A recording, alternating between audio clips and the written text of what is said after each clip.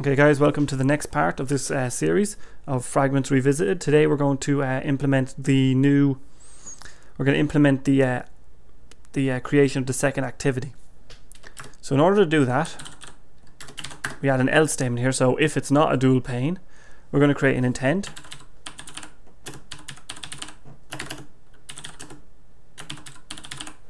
And I believe it's this.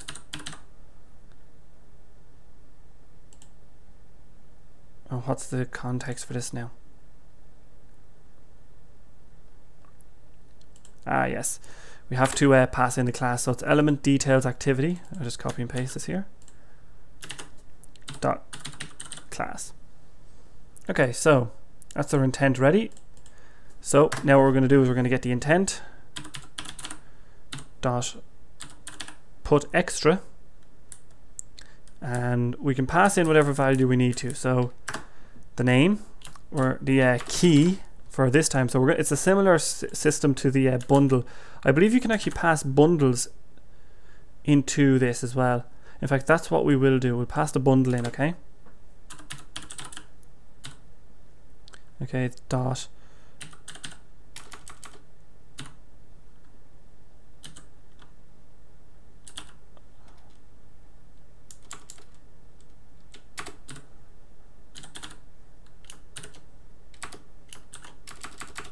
what did I just write there?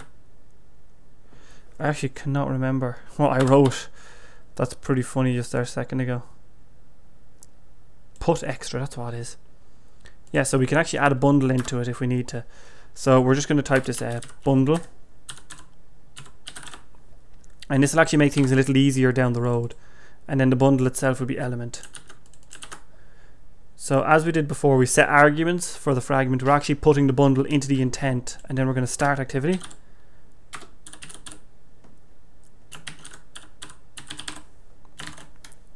And intent.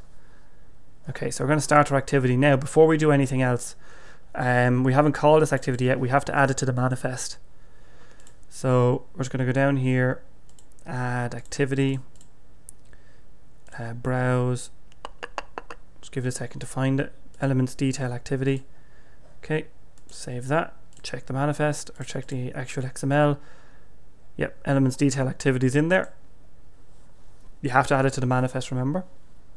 So that elements detail activity is going to receive a bundle, okay? So what we're going to do here is we set our content view. So down here we're actually going to say intent or this dot get intent. So this is the intent that started the activity, okay? So we're going to say intent starter. I'll just say intent intended. I'm lazy. Now we could just say get intent, but I like having this dot get intent because it implements our, what's the word I'm looking for now? It implies that you're going to get the intent from this. Okay, so I've got that. So then bundle element equals intent dot get bundle extra, and the bundle extra is, of course, I believe it's just called bundle. So just check the main activity. Yeah, bundle. So we've got our bundle. Now what do? We need to get our frame layout. So if we go to our element details activity, we've got a frame layout here. We're going to assign an ID and we're going to call this info frame as well. Actually call it element details frame just to be clear. Now we're actually going to copy some code out. So in the main activity we're going to copy this fragment thing here, okay? And we're going to do that there. So we're just going to get rid of this here. So all we did was we did the same thing again, but this time in this activity we've created our element details fragment. Yeah, we've created that. Job done well. And we've got our fragment ready, and then we're just adding it. We're doing the same thing again, setting the bundle that we got here. So essentially all we did up here was we bundled up the information, and then depending on what we did, we either added a new fragment, or in this case we added it to an intent and fired off an activity, and then we're going to get that bundle out of the intent, put it into the fragment, and then load it up.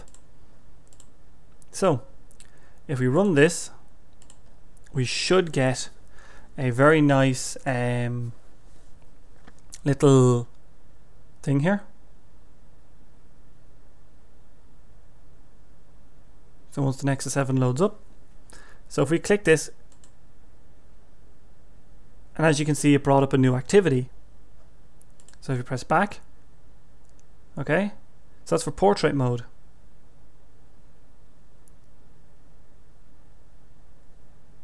Ah, I know what's happened there now. You're probably wondering why I have to click back twice. Well, this add to backstack, we need to get rid of that, because the don't forget the activity loaded and then it added the fragment, and that adding of the fragment was put on top of the backstack where the back button is.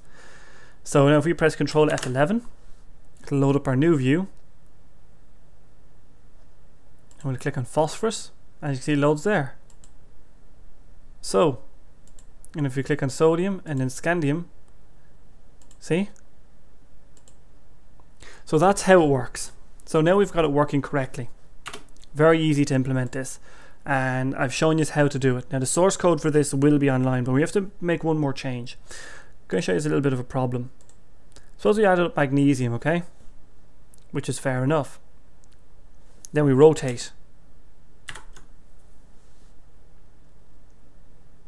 The person has to click on magnesium again.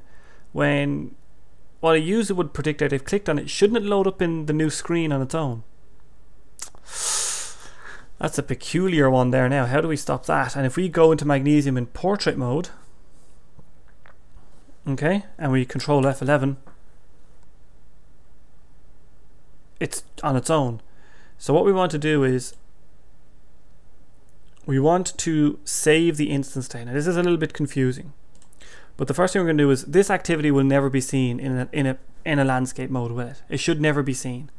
The element details activity should never be seen in landscape mode ever.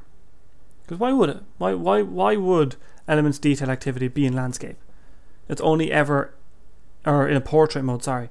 It would only ever be in, oh no, it's normally in portrait and never be in landscape.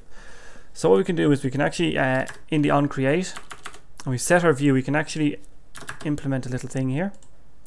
So if, now I'm actually going to go to the documents again. I know I'm a bad person, but I'm trying to find here, there's something here I need to find.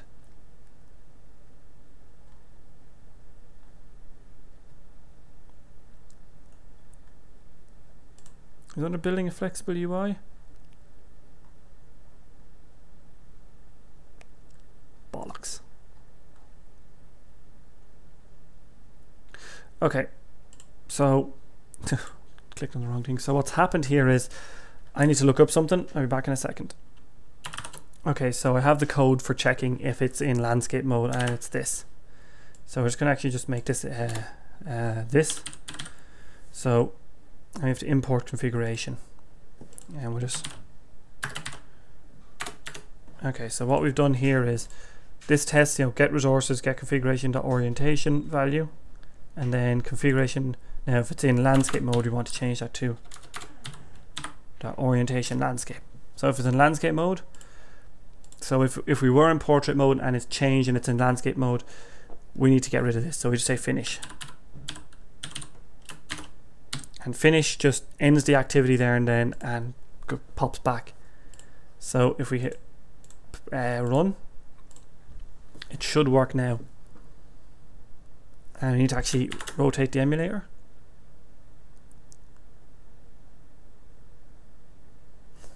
Oh, bugger. I think I just done something funny with the rotation there and installing. Is that main activity? Oh my god, I put that in main activity. What am I doing? It's elements detail activity.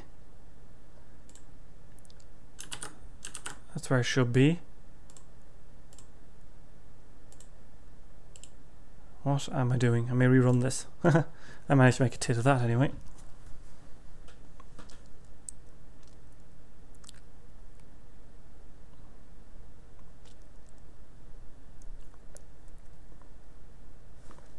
Okay, so we're in portrait mode.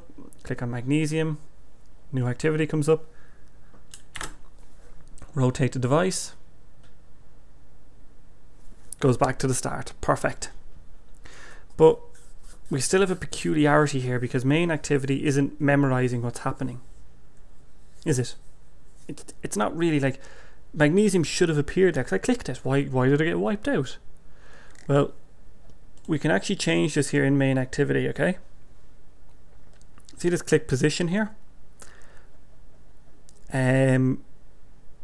It's a little bit hard to implement this. We'll go over this in the next video, but we're going to implement saving instance state, and we're going to save which fragment was added, and then if that fragment is true, we'll re-add that to the layout, if you get what I mean.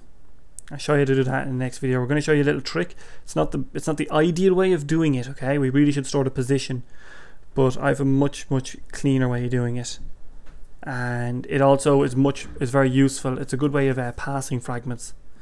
So anyway guys, see you in the next video where we work on restoring instance state.